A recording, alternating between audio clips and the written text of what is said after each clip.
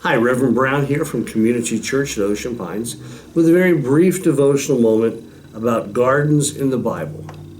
I don't know whether you realized it or not, but Jesus, according to the 20th chapter of John, is buried in a garden.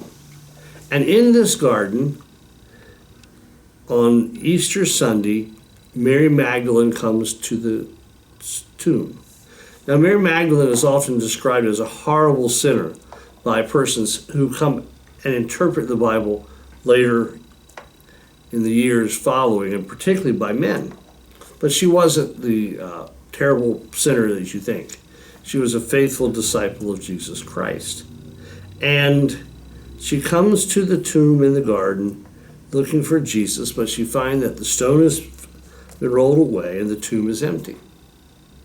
And she's there weeping, just weeping as hard as she can because she's looking for Jesus. And she sees two angels. And these two angels ask her, "Woman, why are you weeping?" And Mary personalizes the next statement very much. She says, "Because they've taken my Lord, and I do not know where they have laid him." And then the text tells us that she turns around. And Jesus is standing there, but she did not know that it was Jesus. Jesus said to her, "Woman, why are you weeping? Whom are you looking for?" And at this point in time, she still doesn't recognize Jesus. And she thinks he's the gardener. And maybe he's the one that's moved the body of Jesus. And she says, "Sir, tell me where you have carried him away, and I will go and take care of him." Then Jesus says her name, Mary. And he says it in a way that she has no doubt as to who this is. This is Jesus.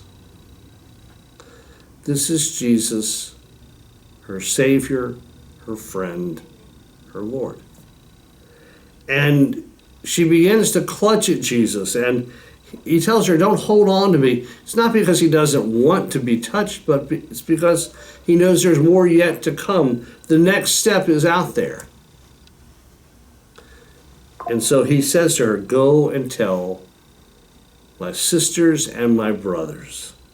Now, many translations here use just brothers, but the word is the Greek word adelphos, and it means brothers and sisters. It means followers of both genders. Go and tell the disciples and the women and all you can tell that I am risen, and that I will see them in the days that lie ahead. All this took place in the garden around Jesus' tomb. A lot of action takes place in gardens in the Bible, and this is one of the great actions of the New Testament. The resurrection, the return to life of our Christ, the events of Easter Sunday. Know today that you serve a resurrected and living Christ.